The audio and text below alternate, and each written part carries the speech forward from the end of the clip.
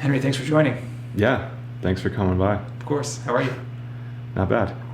It's great. It's great to be in your studio and see your work in person. Yeah, thanks. Yeah. So you were saying just a minute ago, you were talking about how you form an image when you're painting, and I had in my mind that these were pretty locked down, that you had everything pretty much figured out before you started painting. But it seems like there's a lot of openness. Depending on the image, yeah, it can go either way. Some things are pretty figured out, and some things there's a little more room for kind of things to happen. How do you start a painting? Is it based off? Do you have an idea in your mind of maybe some imagery that you want to start with, or what's the starting point often? Like where does the idea start, or where does how do I kind of plan the idea once I have it? Both. I mean, I'd say some of my ideas are pretty spontaneous, They just kind of appear out of nowhere. And whichever idea kind of lingers around for a while is usually what I'll go with. So you might start with an idea if it's something you feel like it percolates for a while, and if it's whatever idea is stuck in my head,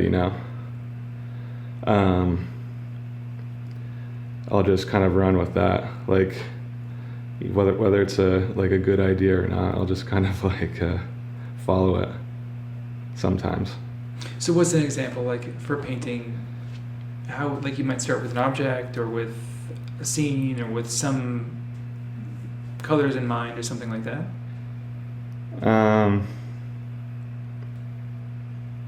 I'll just start with an image, whatever kind of seems compelling to me. And then, it'll float around in my head for a while, and I'll kind of figure it out. Sometimes it takes a while to just visually, you have kind of a general idea, but it takes a while for it to kind of make sense, or to kind of figure out how you want to compose it, or how to do it the right way. So will it be, how specific, how much from the idea to the finished painting, how much wiggle room is there? How much does it deviate? Really depends on the painting, because I wouldn't say it deviates a whole lot, but kind of some ideas just are way more specific, and some are more open-ended. There's just different approaches to different images, I think, for me. Some paintings are just a very kind of clear idea, and I'll just kind of execute it, and it's pretty straightforward. And I'll just transfer it onto canvas, where other images I maybe don't really know exactly how they're going to end up. So it might be a little more ambiguous when you start it. You just have a sort of vague idea of, you just know you want to paint something, this thing, and then it gradually sort of becomes more clear as you go. Yeah. I'll start with a very general idea.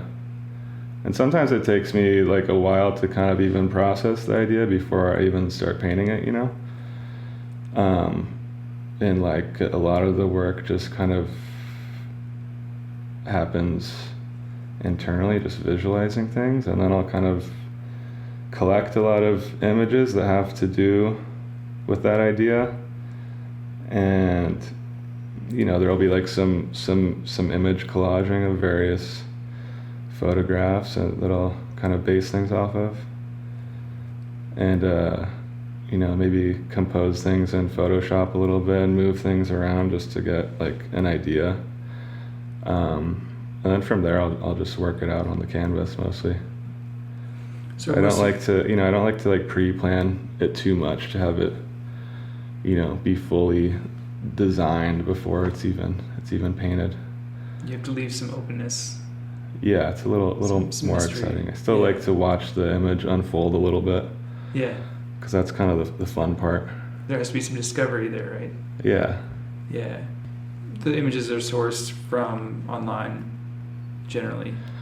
A lot of the time, yeah. I mean, a lot of paintings I've been staging my own photographs too, where I'll have people model and I'll shoot photos of them.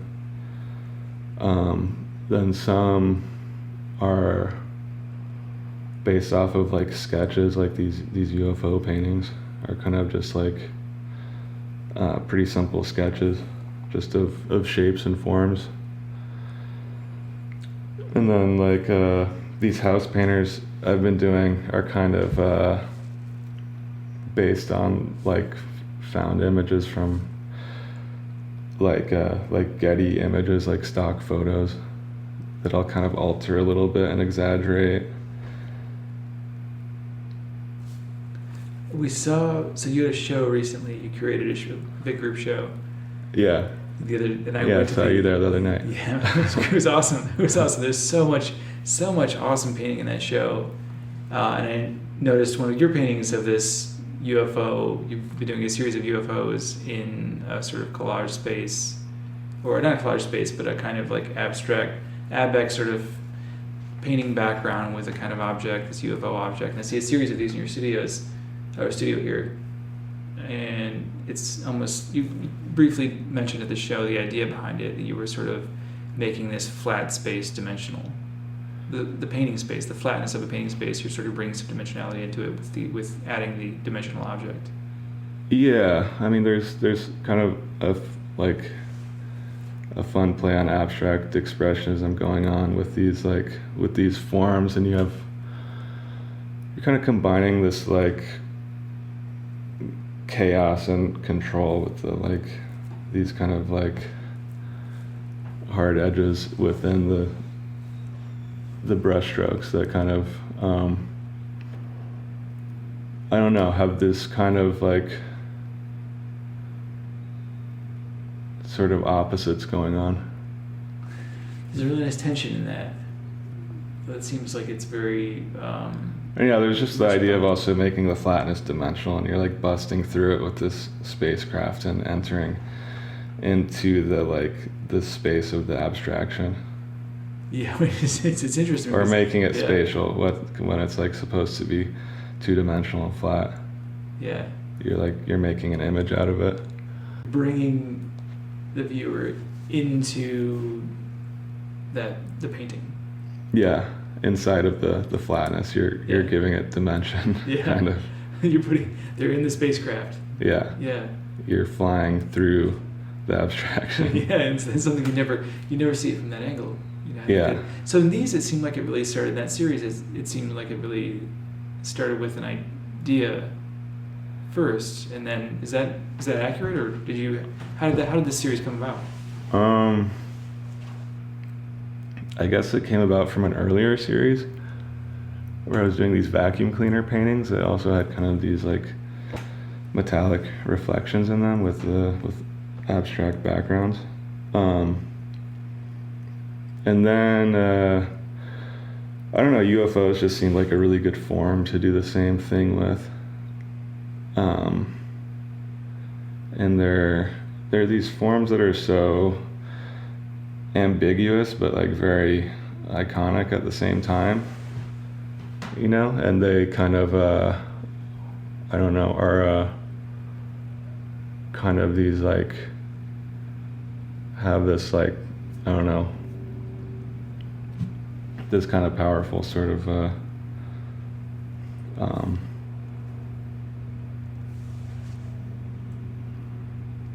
I don't know, presence.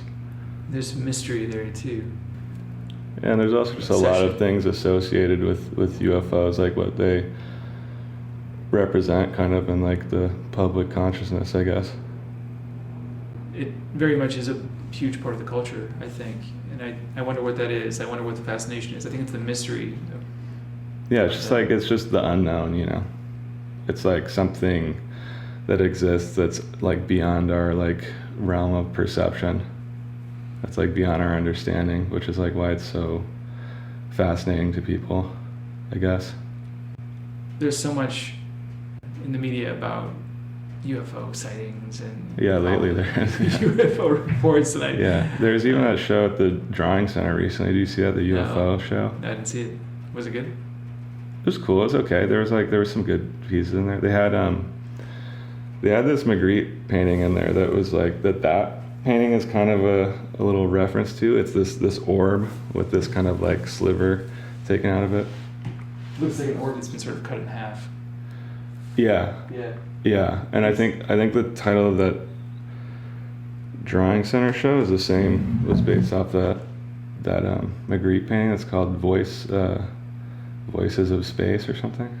As a culture, I feel like as spirituality declined, that we had to put some interest in some sort of mystery in another direction. We had to get obsessed with aliens. Yeah.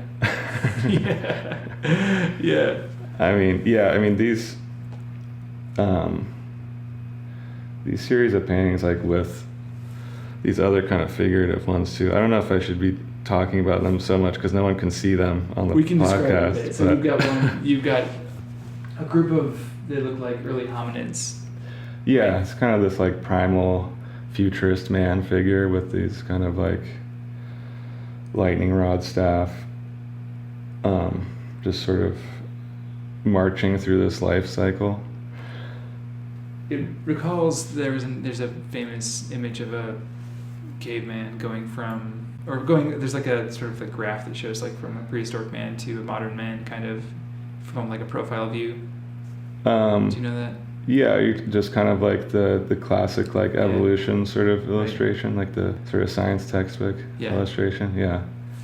I kind of recall that, but there's some text too in this one. And Yeah. It's sort of metallic with the lightning rod and beautifully painted. Thanks. Yeah, I mean that kind of, I think, relates to the whole UFO mythology. Almost like creating my own UFO cult or something. Yeah. I think you see that. I saw your show at Perrotin. Was it last year? It was like a couple years ago now, I think. They were like house-shaped paintings. Yeah, and there were a few of the UFO paintings in that one too, like the earlier UFOs. What was the initial idea behind those? Like how did that the series houses start? or the I guess I don't remember exactly the point where those started, but I guess it just maybe started just from like kind of this simple idea of when you meet someone and you tell them you're a painter and they're like, what, like a house painter? What kind of a painter, you know? Or when you meet somebody who's maybe not that interested in art and they mistake you for a house painter, like a day laborer type painter. So I think it was just the idea of taking like being a house painter kind of literally and painting actual house facades. So these are for people that don't know, they're house-shaped canvases. Yeah. That you're doing, you're painting on these. And there must be a painted stretch, I assume. A little bit. I mean, it's only like one extra corner that you're adding to it, so it's not too bad. So they're about the size. Are they about 8 feet tall, something like that? They're 9 feet tall. Yeah, close. So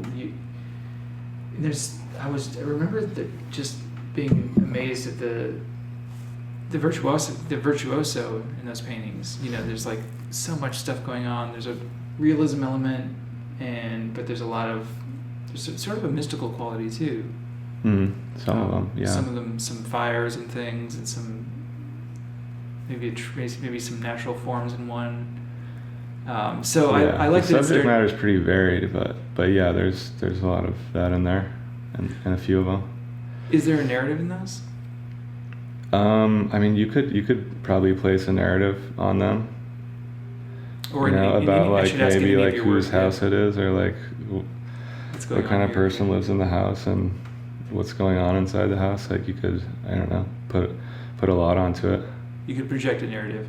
Yeah. I really enjoy that it started from that conversation because I've been asked so many times, you know, what do I do? Interiors, exteriors, you know, and one time I was in New Jersey working this art handling job and I had paint all over my clothes. Mm-hmm. This guy was like, hey, how much would you do? Would you paint my house for? He really needed a painter. I'm like, I'm sorry, man, I'm not painting houses. I have, but you know. Didn't do it. Didn't take the job. I didn't take the job. I was tempted. I was like, how much? Yeah, the title of that show was House Painting and Various Odd Jobs. So there was kind of like, that kind of labor reference to it. What do you think about? How do you think about painting as a kind of labor? I mean, my paintings are like obviously kind of labor intensive, but I don't know, the house paintings were just kind of a fun format to like as a vehicle for other ideas and other kind of images, kind of a nice template to work with. In the same way that like some of those shoe paintings were that I did, like an earlier series of mine. I don't know if you've seen those. The first show I saw, the first work I saw of yours were those shoe paintings at 247-365. Yeah, you saw that one? Yeah, I did. It was awesome. I still think about that show. They weren't shoe-shaped canvases, were they? No, they weren't shaped. They were just shapes. kind of rectangles with the shoe format, and then painting within all the stitching and Those were awesome. panels on the shoe. Those are great. Those were mostly acrylic.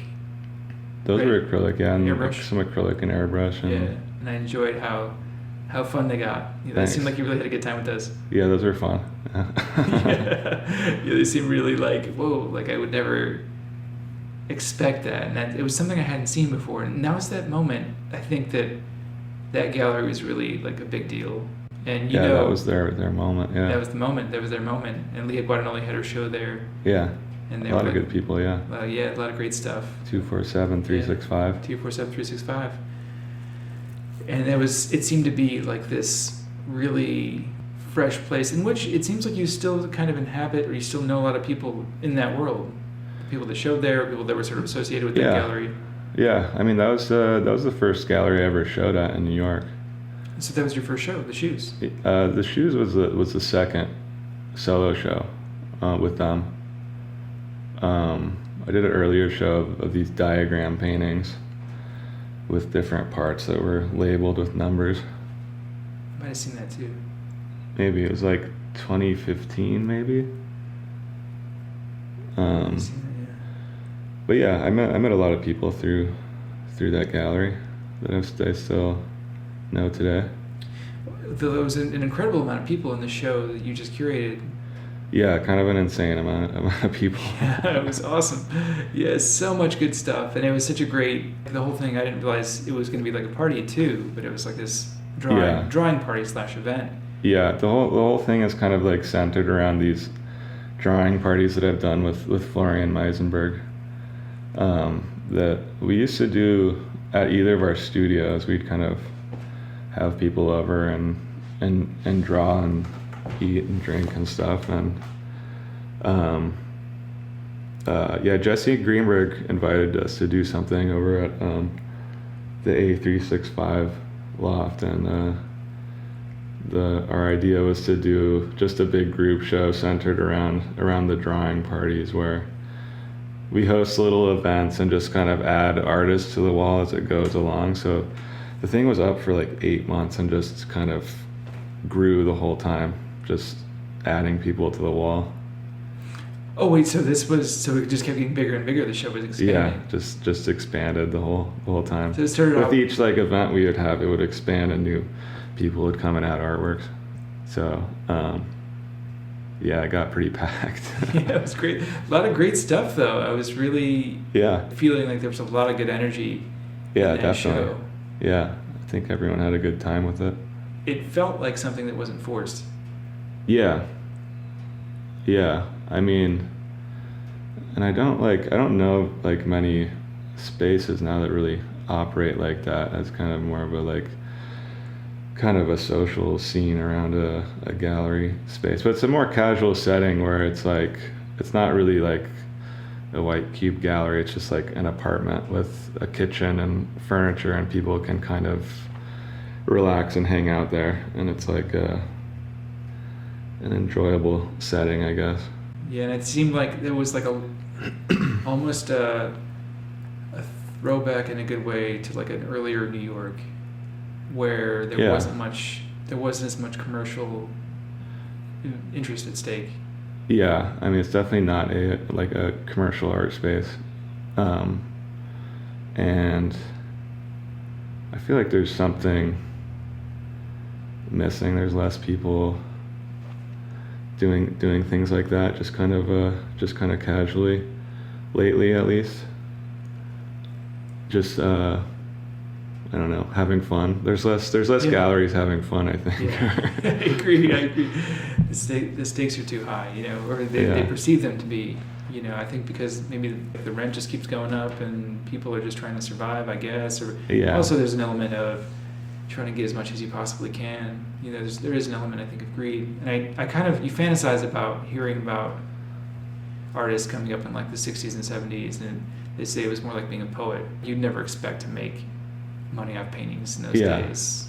Yeah. You fully just like, you're just doing it because you love it. Uh-huh. And it's kind of lost. We're all kind of... You were more as maybe a little easier to survive that way and back then than it is now. I guess. Yeah. There's maybe more pressures. There's more pressures for sure. I mean, it's easy to look back and romanticize. I think things were different. But also just like a totally smaller market in art world, just like such a smaller scene, I guess. Yeah, much smaller. I mean, now you have art worlds within art worlds, and there's so many different... It's crazy how many galleries and artists are. There's almost too many. It's amazing. You'll never be able to meet, like, I think I was talking to an older guy that came up. He worked at a food restaurant, Gordon Clark's restaurant. Oh yeah. And he was saying that he just knew everybody in the art world. There was just one art world, and it was just, he knew... Like 20 people. Yeah, you just know everybody.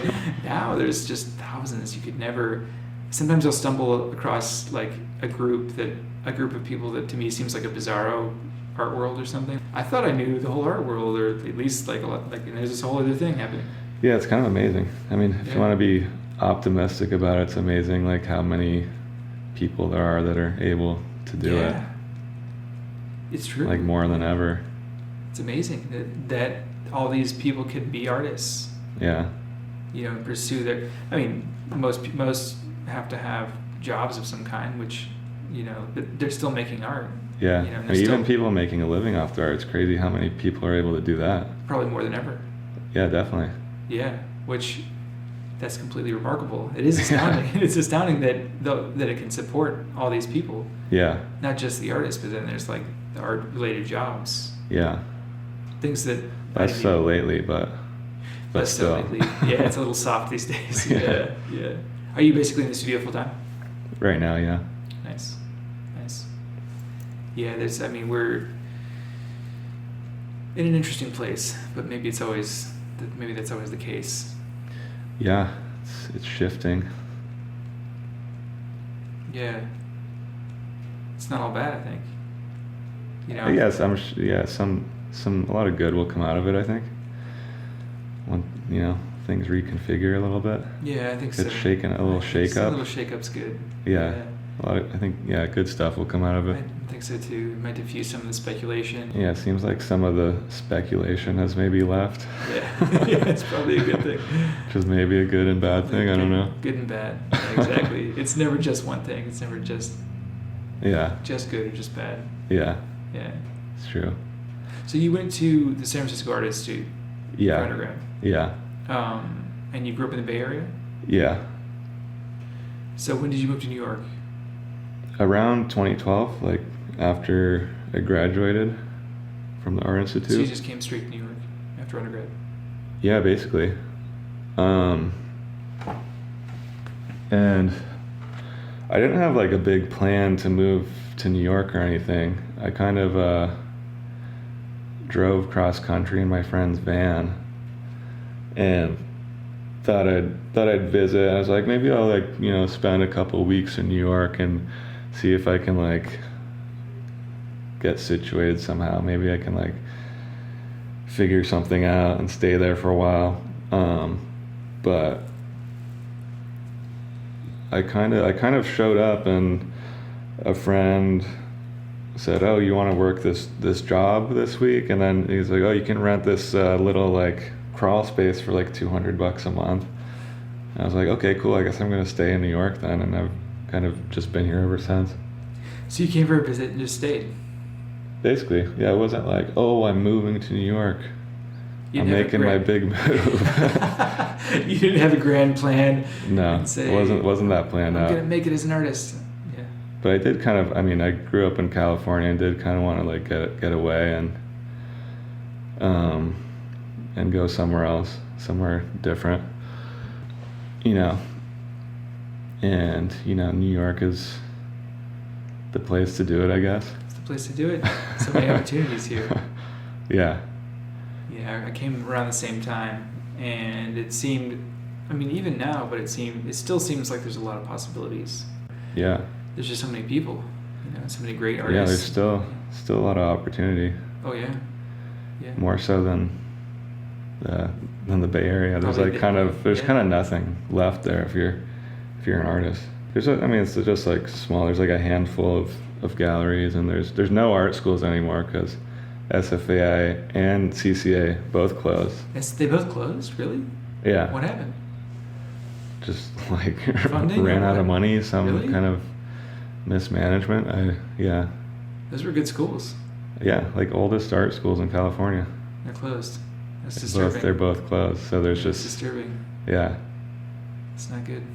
No, it's a bad sign. It's a bad sign. They've got some problems over there. There's some problems, but I wonder. Like I'm sort of. I think the way in which the shift is. It's not. I'm not going to say it's good at all, but it seems like the culture is changing in the way that academia. Like I went to undergrad, then I went to grad school, thinking that I was going to teach painting. Mhm. That was like always the plan.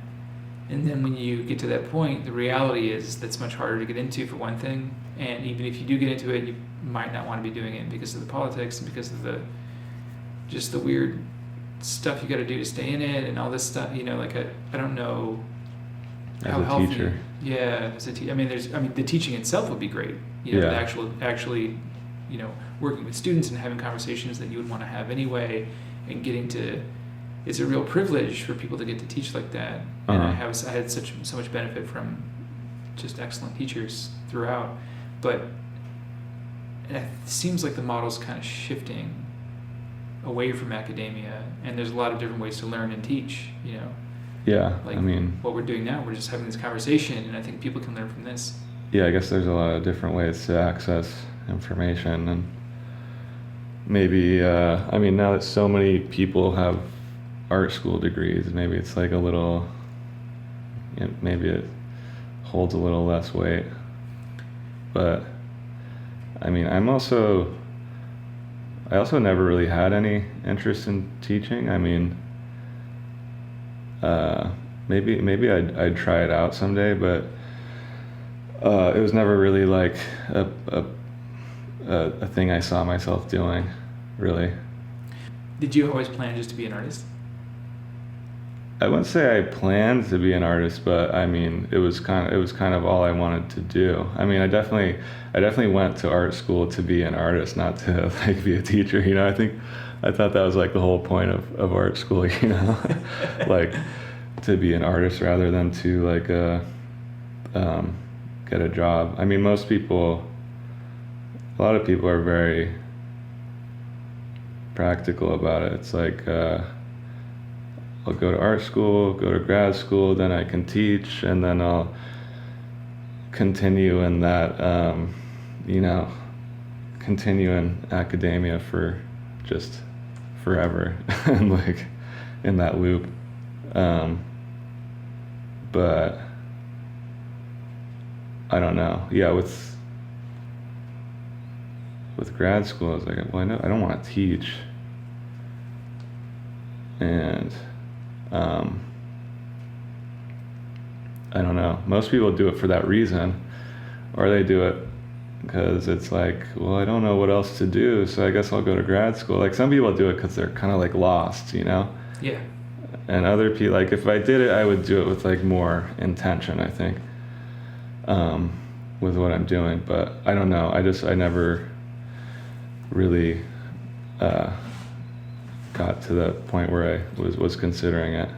Well, it seems like you just moved here after undergrad and was able to, Yeah, and like Basically, just being here live and cheaply, and then just make paintings. And then did you work freelance jobs or anything? I've worked for other artists and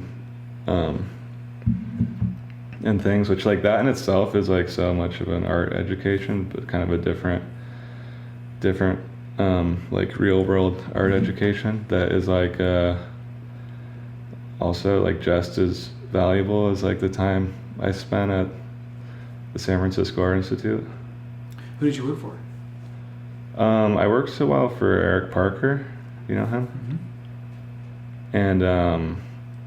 And then I for a period of time I worked for like other friends like Jamie and Giuliano Villani or like Van Hanos or like a few different people, just kind of odd jobs. But yeah, that's a good education, just being inside like artist studios and seeing how that works. Probably the best education if you want to be an artist. Yeah. Yeah, you see the inner workings, what's actually happening behind the scenes. You can pick up technical things. Yeah. I worked for a little while for the artist Paul Lee. Oh yeah. And Shows of Karma. We've become good friends since. Oh yeah. But it was such a valuable experience. He was it can be such a different experience depending on the artist you're working for. So, it's like yeah. Yeah, it can be really great, it can be really bad. Van Hanos is such a killer painter. He's just such a good painter. Like, Yeah, he's awesome. Did you get a different perspective on his paintings, seeing them up close like that? Or were you working on his paintings directly?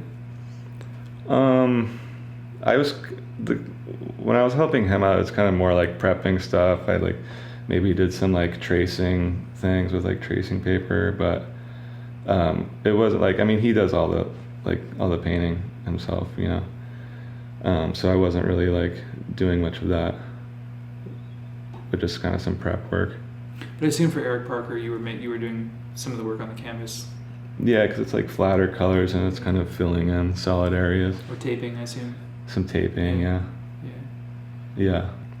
And then you get to know more people that way too, and just be more connected to what's happening. I think we have that in our minds that we want to be just selling our work, and especially as younger painters. As a younger painter, I was very much focused on just I want to have a career, and you lose sight of really the benefits of being in the city and being an artist. Is that it's really the community that makes it.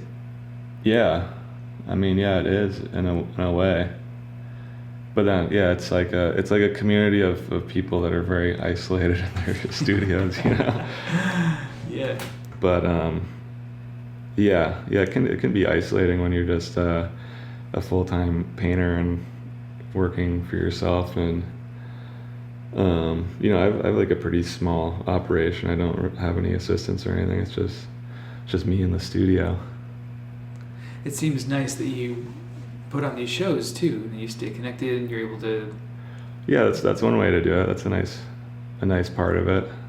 I mean, I used to do like my Water McBeer Gallery project too, so that was like another way that I would kind of engage with other artists. Tell me about that. So that also started at the San Francisco Art Institute when I was there. And it started just as this like diorama gallery that I built in the painting studios, and it was just kind of this dumb joke, and I named it Water McBeer, which was based on the Walter McBean galleries that was on campus there. So it was just a riff on that, and I called it Water McBeer, and just asked people in the painting studios to make little artworks to put in the diorama. I remember seeing that when you did it again here with the small one, right? Yeah, I mean, I kept it going for like 10 years, and kept handing off the little gallery to people to do shows, and then I built a couple like larger models. Like I did one at Deitch that was like a 3-story townhouse with like 40 something artists in it. I saw that show. That was like in 2018 or something.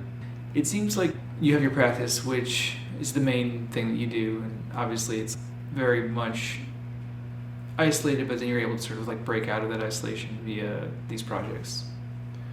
Yeah, occasionally. I mean, like the Water McBeer project, I kind of retired and haven't been doing as much. Like I don't really do a lot of curating. Like this one recently was like, I mean, yeah, some of these like drawing dinner parties. I've done a few of those. Yeah, it's nice to do sometimes. It's not like my main focus though. I spent, like a lot of time in solitude kind of, which I think I'm pretty good at, but it's also not for everyone. Some people have a really hard time just being alone in the studio. You have to really enjoy solitude. I think a lot of artists just hire assistants just to like keep them company or to like be their therapists, It's not so much about even like, or to like bounce ideas off of it. It's not even like to be productive. I think some people just need like some people around to like motivate them or yeah, like. It's true. I've experienced that as an assistant. I was working for an artist who just sometimes I'd go there and we'd just talk the whole time, hang out. It was fun. It was fun, super fun. Yeah. And maybe we stretch a canvas, like a couple canvases, or do something. If there was a show coming up, we'd get into some stuff. And I think that it was really helpful for him to have someone to talk about ideas with, which really it is important. I think it comes from an idea. The first time I met you, I asked you if I could see an image of your work, and you pulled out this light phone, Right. which doesn't have the ability. What does it have? Just texting and GPS? Yeah, it's just calling and texting, and it does have like a GPS feature. But yeah, it's like a basic minimal phone, which I kind of like to use just to check out a little bit. Yeah, it's good. It seems really healthy. Yeah. And I noticed also that we could have like a pretty deep and regular conversation that was minimally distracted without the iPhone around device, and the pictures to show. Yeah. To try to articulate an idea without showing you it on the phone. That's right. Exactly. I was at first surprised that you didn't have a smartphone, but then later I started thinking about it, and it seems like the amount of focus. It seems like you're probably much more focused as a result of not having a smartphone. Yeah, I find it pretty distracting to have around all the time, especially if I'm in the studio. I mean, I think the whole reason I ever got a smartphone to begin with was like because I needed it for some job where I was like driving a truck around and needed to like navigate. But then once I was painting full time in the studio, I was like, I have to get rid of this thing. It's not helping me at all. Did you find yourself getting on it when you didn't need to be? Yeah. I can get like pretty sucked into it, being on there all the time. So I was just like, yeah, I got to get rid of this thing. Well, there are teams of very intelligent people whose sole purpose is to get you to stay on that device as long as possible. Yeah, that's what it's designed for. I mean, it's like the whole design of it. It's not designed to help you be productive and functional.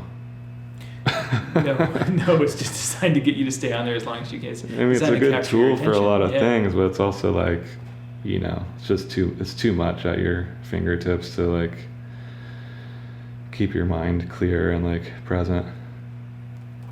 It's true. Which I try to do. Yeah. I try to just be bored sometimes and sit still and be bored. There's a lot of utility in boredom. Yeah, it's hard to do though. Have you ever done any meditation? Yeah, occasionally, yeah. Occasionally I'll go on 10-day silent meditation retreats. Do you know Sengoenka? Have you heard of that? I don't know. I don't know that particular one, but it's called Vipassana, which just means to see things as they are. You have no phone, of course. There's silent meditations. There's no talking to anybody. There's no entertainments of any kind. Sort of brands itself as being non-sectarian and non-denominational, but it is in the Buddhist tradition. So you take the 8 precepts, which include no entertainments, no eating after noon, obviously no killing, stealing, lying, sexual misconduct, etc. But all this stuff is just to focus the mind, to clarify the mind. But there's so much of it. And what came out of that for you? You're more present, more focused. I try to still meditate, but I find my brain's a bit addled from probably just from too much media. Yeah. And Do you? what- I mean, do you meditate? Do you get like ideas or inspiration out of meditating, or do you just kind of find a sort of peace with it? You do, but not. I wouldn't say directly. Like Yeah. just because your attention is so much more focused, you're able to explore these paths. Yeah, I find I'm like able to like think better after it. Yeah. Or like if I just meditate for a while, like things will occur to me that wouldn't otherwise if I'm like preoccupied. It's true. It's true. There's a real benefit to being bored. You know, Yeah. when we're so afraid of boredom. You know, Yeah. we're really afraid of Even just for looking at the getting mind. ideas and like going like inward for ideas rather than outward. That's it. Yeah, it's all there. You know, Yeah. if you can tap into it Yeah. by quieting the mind. Yeah, I think It's easy. it's a better source for inspiration than It's a than scrolling Instagram. It's much richer, much better. Yeah, and then you get caught up in somebody else's narrative, somebody else's story, and somebody else's. I mean, consciousness is so permeable. I mean, people are, if they are still listening to this podcast, they're gonna. I mean, overall, if they've heard previous episodes, they've heard me say that consciousness is so permeable, but it really, really is. Even in these retreats, you really see it. There was one guy who commented afterwards. He said that he had a thought that he knows wasn't his. He was like, that somebody Mhm. else's thought popped into my mind. And I'm like, okay, Yeah. of course I've had that. If you're I mean, quiet- those are the most interesting thoughts and ideas. Are the That's ones interesting. that were like that. Where did that come from? Because Where did that that come didn't from? come from me. Yeah, yeah. If you take the self out of it too, you remove your ego, you get out of your own way. I think some really great ideas can come from that. Yeah, I mean that's a lot of the stuff I'm looking for in painting for ideas is the thoughts that are kind of like a mystery to me. Like where they come from. Yeah, I'm just like, where the hell did that come from? Hmm. And those are the ones that grab me and kind of stick with me and are compelling to me to like. I think those are the most interesting ideas. Some ideas are just like a thing I saw somewhere that sticks with me, but it's just like whatever clings, whatever clings on there that I So- can't get out of my head. So it might be some mysterious. You're like, where did that come from? That's interesting. That's Yeah. weird. I didn't consciously think of that. And it's Yeah, sort of- something that just pops into your head and you're like, what is that? And so somehow your consciousness is sort of sublimating this imagery or idea from the external world and presenting it in a way that you hadn't consciously thought of. Yeah, and just being kind of like a channel for ideas. I think the longer I paint and work with images, I try to like judge the ideas less and just kind of let them happen, and be like less critical of them, and just like more rely on like intuition to tell you like which way to go with it. So- Rather than like judging the ideas too harshly and thinking like, oh, it's a bad idea or a good idea. It's like there's no like good or bad idea. It's just like that's compelling to me or it's not. Like some Yeah. paintings I even do and I'm like I think that's like a bad idea, but I just have to do that. You know what I mean? Yeah, absolutely. In fact, I think those are the ones you really have to watch. Yeah. Sometimes those become the most interesting ones of all. Yeah, I think so. Right? You're like, no, I shouldn't do that. Oh, you listen to that voice. Yeah. Shouldn't I? Yeah, and hopefully it's a good voice.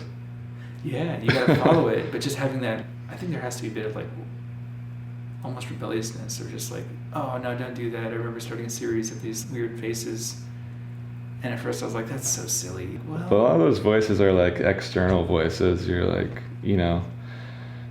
they're like, oh, like people won't like that or something. But then you kind of learn to like block out those voices and just, stay true to, I don't know, whatever the main voice is. Right, that has to do with external judgments or the perception of external. Yeah, like, oh, how's that going to be perceived? But then critical, yeah. You have to learn how to block that out. Yeah, And or it's just like, you know observe what, it, or like just this observe is it, this is a bad idea, but I need to do it. Yeah, yeah. Because you know. Often in some of the most interesting work, there's a devious element. Yeah. I guess a kind of subversive element.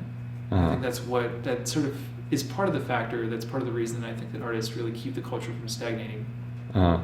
That it sort of reflects it and it shows these things in a way that's sometimes not comfortable.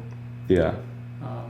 I saw the Jeff Koons show yesterday at Gagosian, and I mean it's what you would expect. Yeah, those figurines and the kind of other the paintings with the thick Abex moments on top of realist landscapes with almost like predicting figures and things, and like so like big metallic porcelain-esque figurines. It's about decadence and it's about being vapid and vacuous, and there's no real substance to it. But there is a kind of devious quality to those too. Like they're beautiful, so you can't help but like enjoy looking at them, but you feel kind of sick, like if you ate too much candy or something. Yeah, right. You're like, am I supposed to like this or something? yeah. I don't want to like this. I'm supposed to like it. I hate it, but I love it. Yeah, it's a little confusing, which is what makes it interesting. Yeah, you think about it, you're like, that's something. Mm-hmm. So do you look at any contemporary painters? Who do you like? I mean, I guess I look at everything and kind of filter it all in, you know. Yeah. Contemporary painters I like right now. I mean, it's hard to pick favorites. What's a good show you saw recently?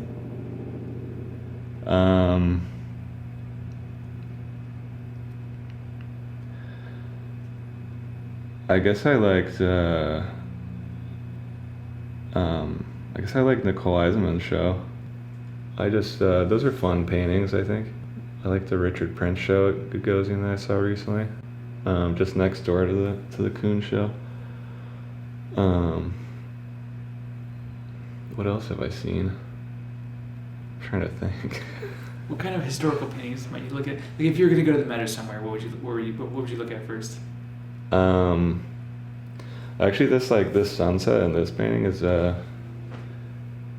that image of the sunset is based off of a painting from the Met. That's this Russian painter. I'm forgetting his name. Have you seen that one? It's just this like gorgeous sunset painting. I'm like blanking what his name is though. Yeah. You know the one I'm talking about? I don't know. That one really grabbed me one of the recent times I was there. Yeah, it's beautiful. I love that. So with that painting, we're looking at a painting right now that's a sunset based off the one you described, and there's like a sort of rayed sun design. The sunset was within that, and then you have this sort of rock formation within a house, one of the house shaped paintings. Yeah. How would you have done this via Photoshop? How did you come up with the image for this? There really wasn't much Photoshop going on in that process. Just some projecting.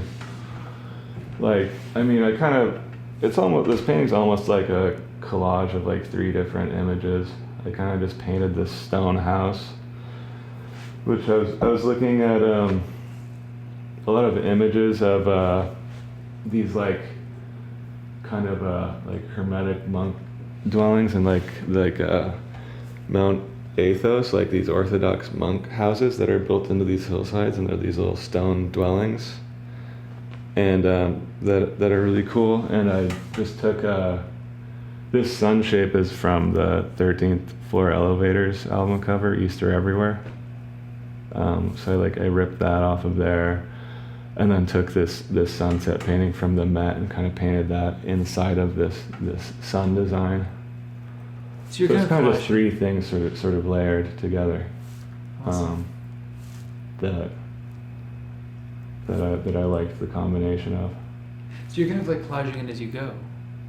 You have an idea in your mind, and maybe you would start with A little one bit. part of I it. guess I was just collecting a lot of images, and just had these three things and I'm like, oh yeah, these all go together. But you didn't actually see it all together until it was finished. No, not really. But I had, but like I knew the three things to combine, and I was like, oh, I'll just project these on top of each other and figure out how to orient them.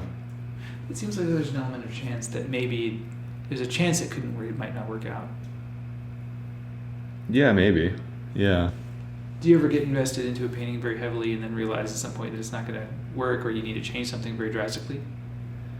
Yeah, I mean, I guess like I never make like super drastic changes where I just like paint over the whole thing, or like I usually have like some like clarity to the idea before I start it. But yeah, there'll be like some things that'll change, maybe I might not like something and I might change the color of it, or something needs to be moved a little bit, but it's rare that I just like will like repaint the whole thing and just start over if I don't like something, I'd rather like, I might just like, if I decide I don't like, I might just like throw it away and like and like stretch a new canvas over it or something. But I don't really like, dive into it like that, where it's like I kind of reconsider the whole thing. You generally know. Somewhat, yeah. I've like, I know the general idea that I'm going with, kind of. And usually, like,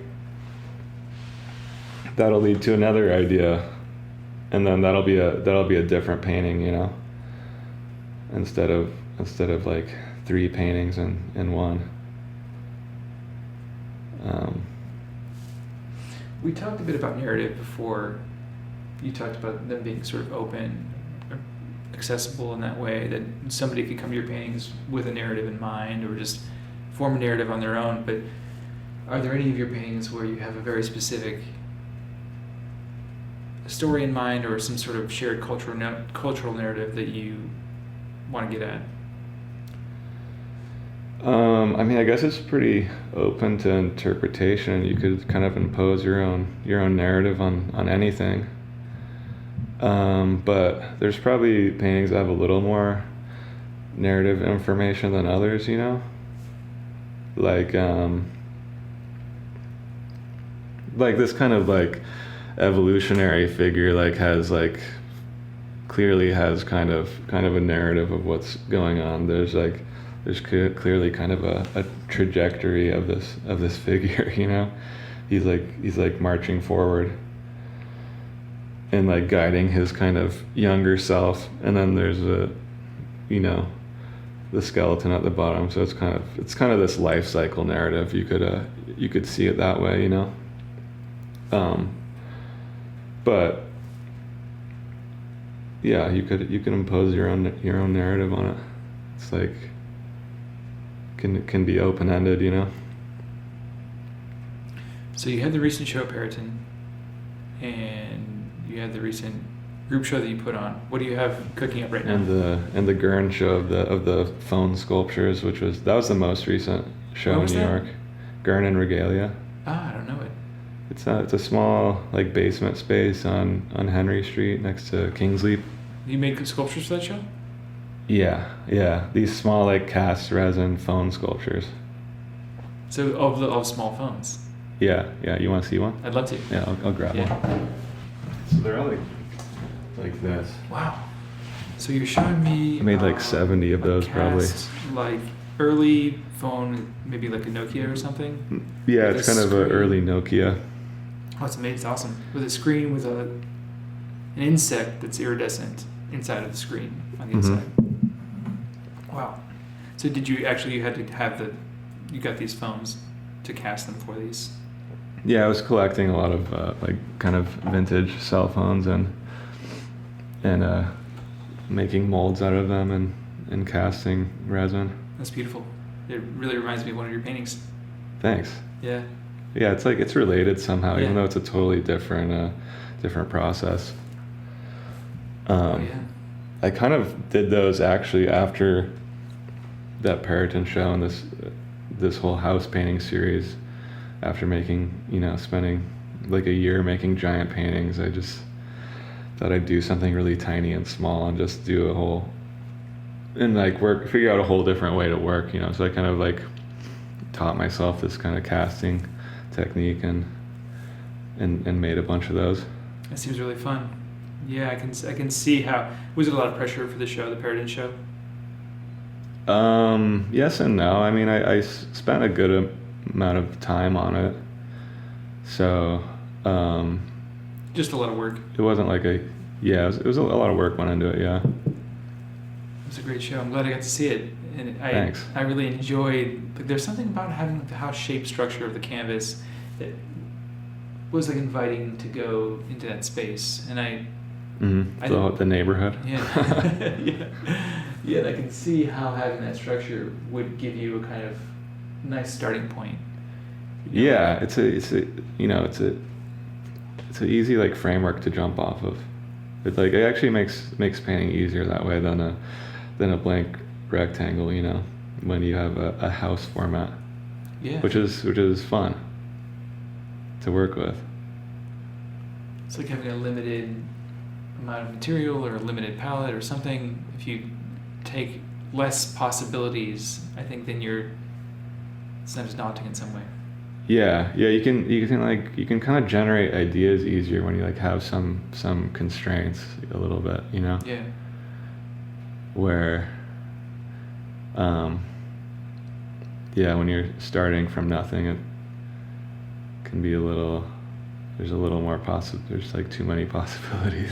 Yeah, and then as you go, those possibilities close down. Yeah. I think the best painting still feels open in terms of possibility. Do you know the Chinese painter Xiaokang? I can't remember his first name. I think so. I'm forgetting what they do though. There's a show at Hauser and Wirth right now, and it is fantastic. He's such a good painter. They're weird, and they're like these weird landscapes with big weird figures that are like sort of mountainous figures with weird faces, and there's all kind of weird, just as fun and fresh. And there's strange marks happening there, and there's a lot of different kinds of painting happening in that space. Yeah. But they feel very much like you can explore and be. I mean, I could have just like sat in a lawn chair in front of one of those for a while, and I think if you can look at a painting for longer than a few minutes, it's successful. But I could have really explored those and sat there. I think because it seemed like it really was still in a place of possibility. When you start a painting, it's completely open and it's infinite. It can be anything. Just the further you get, it does, it's less and less possible of what could happen in that painting. But ideally, I feel like at the end, you have a painting that still feels open. It's locked in. You're not going to work on it more, but it still feels like it could be explored. Yeah. There are things to discover in it. Yeah. I mean, that's what's so great about painting. It's just the possibilities. I feel like more so than any other medium even. It's just like endless, infinite. It's infinite, It's like with the possibilities. You can do anything. Yeah. And it's just you. Yeah. That's the nice thing about it too. Is you don't have to rely on any big crew or any production or anything. You're just wherever you want to take it. I kind of jump around a bit to different ways of working. Like I'll work in a series for a while, and then I'll kind of go through periods where I kind of break out of that, and each painting is kind of its own idea, and I'll go from one painting to the next, and because I'll do shows that are more serial, and then I'll do shows that are kind of like a wide range of paintings that are kind of all individual from each other. And that's like a harder way to make a show, but also kind of an interesting way to work, just more open to possibilities, I guess. How much do you think about, when you put on a show, how much do you think about the show as a whole? Kind of depends on the show. Like, because there'll be shows that are like a very kind of clear, cohesive, like, body of work. Like these phone sculptures, it's like, you know, there's like a specific idea that the show will be based around. But then some shows I'll approach more like, you know, I'm just gonna make a body of work and see what happens, and the show doesn't have to be like a big idea, you know. Each artwork can be its own idea, and they can, you know, sit together and maybe like I don't know, you know, in their own way. But like, you know, just like see what happens, which like kind of can breed more interesting results if you just, you know, see what happens with each painting, and you don't have to like stick to a script or something with the show in like a thematic way. Yeah. You can kind of go off script a little bit and let like unexpected things happen. That's good. Which, yeah, and you know, sometimes like it can be unpredictable. I like when a show is like unpredictable. It's kind of refreshing and like unexpected. I like seeing an artist just surprise everybody, you know. Yeah, I think you have to surprise yourself too to make that happen, right? If it's your show. Yeah. Yeah. Speaking of shows, do you have anything coming up? I'm like I'm working on a date for the next show, but Nice. it's not really anything I can like talk about yet. TBD. But it's in the works, yeah. Very cool. Yeah. Cool. Was there anything else you want to add before we go? I don't know. What else is there? Anything that So it's probably a lot of things we forgot to talk about. Yeah. What didn't we talk about? I don't know. I can't remember. Probably something. We're at a There's spectrum. so many things. It's a spectrum of possibilities too. Could talk for days. I know. It's so rich. We have just painting is like that. I mean, what way do you want to take a painting? It's like, what way do you want to take a conversation? You could go so many directions and lead to so many different avenues that you can't predict. Yeah. If you're open to it. But you do have to be specific. You know, I get a sense that there is a specificity in your work.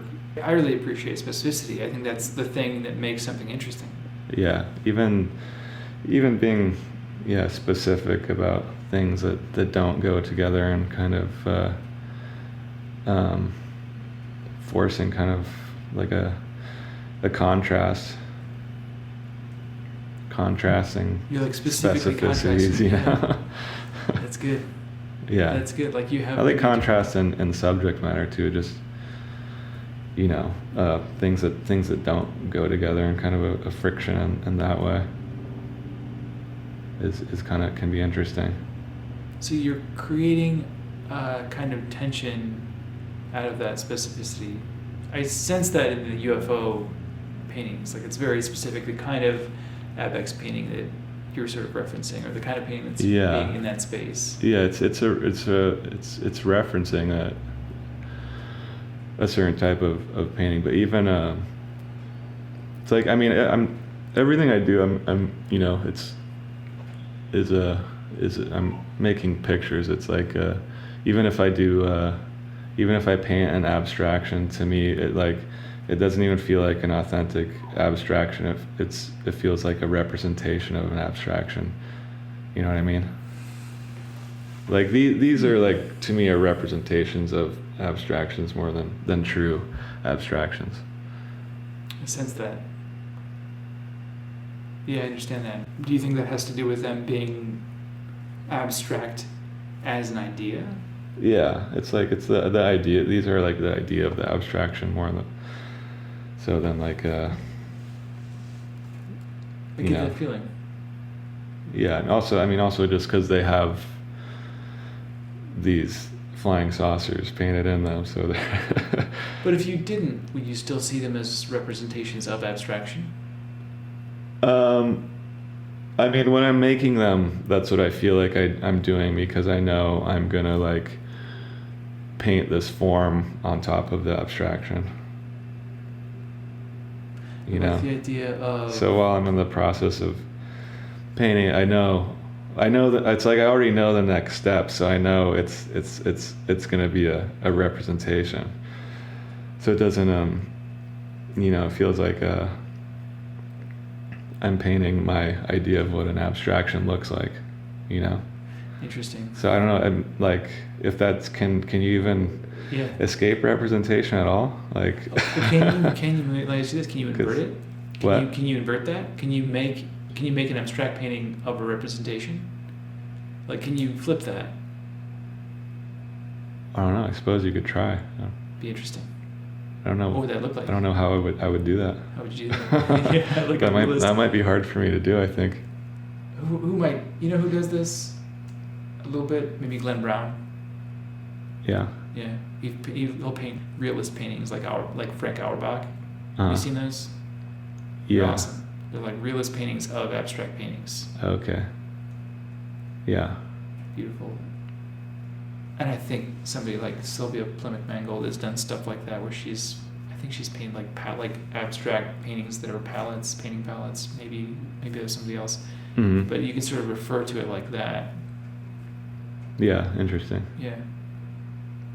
But again, back to possibilities. Like, you can do anything. So many possibilities. Yeah. But it doesn't seem like you're not bogged down. You're not overwhelmed. It can be overwhelming. The possibilities can be overwhelming. Yeah. You seem to have a very... Yeah, it's hard to narrow it down, you know. It is. When you can do anything. Gotta pick something. Yeah. You gotta choose something. Yeah. And then once you do, whether it works out or not, you have to commit to that thing, that idea, whatever it is. Yeah. Yeah, I suppose you gotta see the idea through at least, and maybe you don't like it afterwards, but you never know unless you try it. That's the thing. Yeah. I had a teacher who said the answer is always in the studio when I was in grad school, and I guess. Oh yeah. Yeah, you have all these existential crises, as one should at that time. I don't know what I'm doing. Yeah, you gotta just do something. You have to do something. Like, yeah. You can get stuck, and then you get to the point where, well, I just gotta do something. And then that's usually like generative of other ideas that are maybe better ideas. Yeah. Yeah, and how do you know? You have to have something to deviate from. Like, how do you know, even when you're drawing, the drawing can't be good unless you know what not to do. Like you do something on a canvas or drawing or something, and then you're like, that's not quite right. But you wouldn't know it's not right unless you had something to deviate from. Yeah. Or with color, it's all relational. I guess as long as you're doing something and you're keeping things moving, like you're making connections and things start clicking, and something happens, In the process. As long as you like keep it moving, which I try to do, even if I don't like feel so inspired or like I have any good ideas or anything. Just do something. Just try to keep something going. Yeah. Yeah. Or maybe even work on something else for a while. Maybe like build something out of wood. Just to keep the energy going. Yeah. Maybe build a bench or something and just like work in a different mode for a while. Can help you, I don't know, and then you come back to painting and you can see it a little more fresh. That's good. Well, Henry, it's been great. Keep things fresh. It's been great. I really appreciate your talking today. Yeah, it's been good. Yeah. Thanks for doing this. Thanks for coming on. Yeah, of course.